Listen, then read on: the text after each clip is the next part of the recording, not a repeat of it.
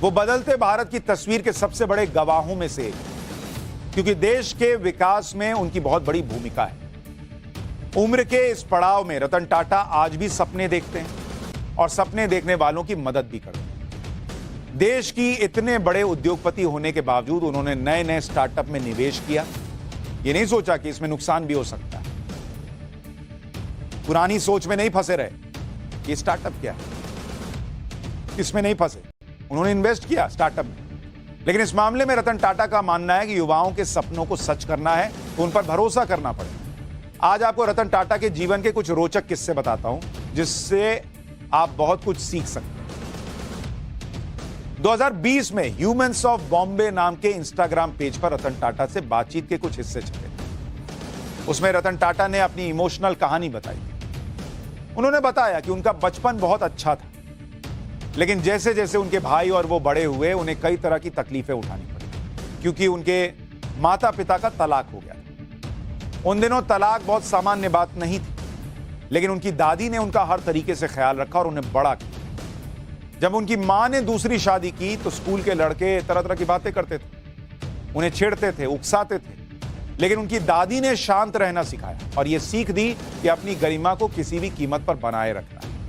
और ये वो संस्कार हैं जो आज तक उनके साथ बने हुए, जो इतना वो सॉफ्ट और शालीन है, वो उस जमाने में जीवन ने उनको सिखा दिया, उनकी दादी ने उनको सिखाया। दुनिया तो बोलेगी बेटा तुम शांत रहो। रतन टाटा ने इसी में यह भी बताया था कि कैसे पिता के साथ उनके मतभेद थे। रतन टाटा ने कहा था कि वो वायलिन सीखना चाहते थे, लेकिन उनके पिता चाहते थे कि वो पियानो सीखें। रतन टाटा अमेरिका में पढ़ना चाहते थे, उनके पिता चाहते थे कि वो इंग्लैंड में ही पढ़ाई करें। रतन टाटा आर्किटेक्ट बनना चाहते थे, लेकिन उनके पिता चाहते थे कि वो इंजीनियर बने। रतन टाटा ने बताया कि उनकी दादी ना होती तो वो अमेरिका के कॉर्नेल यूनिवर्सिटी में पढ़ाई के लिए नहीं जा पाते। अमेरिका में रतन टाटा ने मैकेनिकल इंजीनियरिंग के कोर्स में एडमिशन लिया, जो उनके पिता चाहते थे, लेकिन बाद में उन्होंने सब्जेक्ट बदल दिया और आर्किटेक्ट की डिग्री लेकर निकले। इससे उनके पिता बहुत नाराज थे, लेकिन आखिरकार रतन टाटा ने जो चाहा वही किया। रतन टाटा ने बताया कि उनकी दादी ने सिखाया था कि किसी बात को कहने की हिम्मत सिर्फ आक्रामक तरीके से नहीं, सरलता से, सम्मानित तरीके से और मृदुभाषी होकर भी कही जा सकती है बातें। तो जिनको ऐसा लगता है कि मेरे ही माँ बाप मुझे टोकते हैं, मैं जो चाहता हूं वो नहीं करने देते, रतन टाटा के पिताजी भी अलग सोचते थे और रतन टाटा दूसरी दिशा में सोचते थे। तो बड़ों के साथ ये हो चुका है। अमेरिका में कॉलेज की पढ़ाई करने के बाद रतन टाटा ने वहीं लॉस एंजलिस में नौकरी भी शुरू कर दी और यहीं पर उन्हें प्यार हुआ और करीब करीब शादी तक मामला पहुंच गया। रतन टाटा ने अपनी लाइफ का यह दिलचस्प किस्सा भी बताया। उन्होंने बताया था कि एलए लॉस एंजलिस की आर्किटेक्चर फर्म में उन्होंने करीब 2 साल काम किया। वहां का मौसम शानदार था, उन्हें अपनी नौकरी बहुत पसंद थी, उनके पास अब अपनी गाड़ी हो चुकी थी और इसी दौरान लॉस एंजलिस में उन्हें प्यार हो और करीब करीब शादी तक बात पहुंच गई, लेकिन हुई नहीं। हुआ क्या कि उन्हें टेम्पररी भारत लौटने का फैसला करना पड़ा, क्योंकि उनकी दादी पिछले 7 साल से बीमार थी और उनकी तबीयत बिगड़ रही। रतन टाटा ने सोचा कि जब वो भारत लौटेंगे तो उनके साथ वो लड़की भी भारत आ जाएगी, जिससे वो शादी करना चाहते हैं। लेकिन उस वक्त 1962 के भारत चीन युद्ध की वजह से लड़की के माता पिता इस बात के लिए तैयार नहीं थे कि वो लड़की भारत आए, और इस वजह से उनकी शादी की बात वहीं पर खत्म हो गई।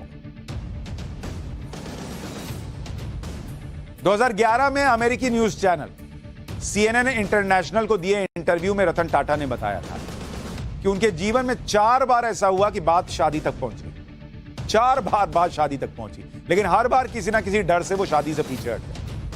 हर मौका अलग किस्म का था, लेकिन जब वो इन मौकों से जुड़े हुए लोगों को अब देखते हैं तो लगता है कि शादी ना करने का फैसला बुरा नहीं था। उनका मानना था कि अगर शादी हो जाती तो शायद उनके लिए चीजें और जटिल हो जाती। अब इसका मतलब ये नहीं कि आप शादी करना छोड़ दें। बहुत लोग शादी करके भी बड़े बड़े बिजनेसमैन बने हुए हैं। मुकेश अंबानी है, शादी हुई है। ये नहीं कि कह दीजिए माँ बाप को अब शादी नहीं करूंगा, रतन टाटा बनना। उनसे सीखना है, लेकिन उनका अपना जीवन है, आपका अपना जीवन है।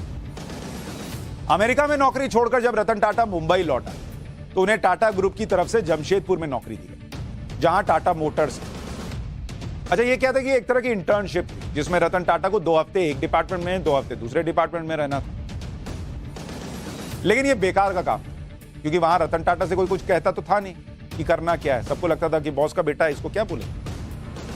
रतन टाटा ने 6 महीने तो इसी कोशिश में निकाल दिए कि वो वहां खुद को कुछ काम का साबित कर सकें। इसके बाद रतन टाटा को टाटा स्टील में लगा दिया गया, जहां उन्हें जो काम दिया गया था वो रोचक लगा। जमशेदपुर में रतन टाटा 6 साल रहे। इसके बाद 1971 में रतन टाटा को ग्रुप की इलेक्ट्रॉनिक्स कंपनी नेल्को की जिम्मेदारी दी, जिसकी आर्थिक स्थिति अच्छी नहीं थी। लेकिन रतन टाटा ने नेल्को की आर्थिक स्थिति सुधार दी, मतलब उन्होंने चैलेंज के तौर पे लिया और उसको करके दिखाया। उसका मार्केट शेयर बढ़ गया, घाटा भी पूरा हो गया। हालांकि बाद में इमरजेंसी की वजह से आई मंदी और यूनियन की हड़तालों ने नेल्को को भी बंद करवा दिया एक तरीके। इसके बाद रतन टाटा को ग्रुप की सबसे पुरानी कपड़ा मिल इंप्रेस मिल्स को संभालने के लिए कहा गया, जो बड़े घाटे में चल रही। उनको लगा कि एक बार इसने घाटे से उबार दिया, हो सकता है अगले बार भी कर दे। इंप्रेस मिल्स को पटरी पर लाने के लिए रतन टाटा ने इसके आधुनिकीकरण के लिए निवेश करने का सोचा, लेकिन यह सफल नहीं रहा। टाटा ग्रुप ने अपने ग्रुप की दूसरी कंपनियों का पैसा इंप्रेस मिल्स में लगाना नहीं चाहा और टेक्सटाइल बिजनेस से निकलना चाहते थे वो। इसलिए 1986 में इंप्रेस मिल्स को आखिरकार बंद कर दिया। बाद में कई सालों बाद एक इंटरव्यू में रतन टाटा ने बताया कि सिर्फ 50 लाख का निवेश हो जाता तो इंप्रेस मिल्स की किस्मत बदल जाती। लेकिन कई बार नियति भी होती, वो नहीं हुआ। दो कंपनियों के फेल हो जाने के बाद टाटा ग्रुप के सीनियर लोग रतन टाटा से चिढ़े हुए थे और रतन टाटा पर निशाने तब बढ़ गए जब 1991 में टाटा ग्रुप के चेयरमैन जेआरडी टाटा ने रतन टाटा को अपना उत्तराधिकारी घोषित कर दिया, क्योंकि जेआरडी टाटा को रतन टाटा से बेहतर कोई और नहीं लगा। और तब से अभी तक बीच में कुछ सालों को छोड़कर रतन टाटा ही टाटा ग्रुप को संभालते रहे और उसे ग्लोबल ब्रांड बना दिया। रतन टाटा से जुड़ा आज आपको वो किस्सा सुनाता हूं जिससे हर हिंदुस्तानी का सीना गर्व से चौड़ा हो जाएगा। 90 के दशक में रतन टाटा ने टाटा मोटर्स के तहत छोटी गाड़ियों का निर्माण शुरू कर दिया, लेकिन 1999 आते आते घाटे की वजह से टाटा मोटर्स के पैसेंजर कार बिजनेस को बेचने का फैसला किया। इसके लिए रतन टाटा अमेरिका की मशहूर कार कंपनी फोर्ड मोटर्स के चेयरमैन बिल फोर्ड से मिलने पहुंचे। डील के दौरान बिल फोर्ड ने रतन टाटा का अपमान करते हुए कहा कि अगर मैं ये सौदा करता हूं तो ये तुम्हारे ऊपर बड़ा एहसान होगा। ये बात रतन टाटा को चुभ गई, लेकिन उन्होंने अपना गुस्सा जाहिर नहीं किया और मुस्कुराते हुए डील को कैंसिल करने का मन बना लिया। इसके बाद रतन टाटा ने अपना पूरा ध्यान टाटा की कारों पर लगाया और साल 2008 में उनकी कारों ने बाजार में अपनी पकड़ बना ली। लेकिन दूसरी तरफ अमेरिका में फोर्ड मोटर्स का ग्राफ नीचे आता चला। कंपनी के घाटे को देखते हुए रतन टाटा ने फोर्ड मोटर्स सबसे मशहूर जैगुआर और लैंड रोवर ब्रांड को खरीदने का ऑफर दिया, लेकिन शर्त यह थी कि बिल फोर्ड को कंपनी बेचने के लिए मुंबई आना पड़ेगा। और यही हुआ। ऐसा कहा जाता है कि इस डील के दौरान बिल फोर्ड ने रतन टाटा से कहा कि इस डील से आपने मेरे ऊपर बहुत बड़ा एहसान किया। यह बात आपको इसलिए बताई कि बड़ा होने में और महान होने में फर्क है।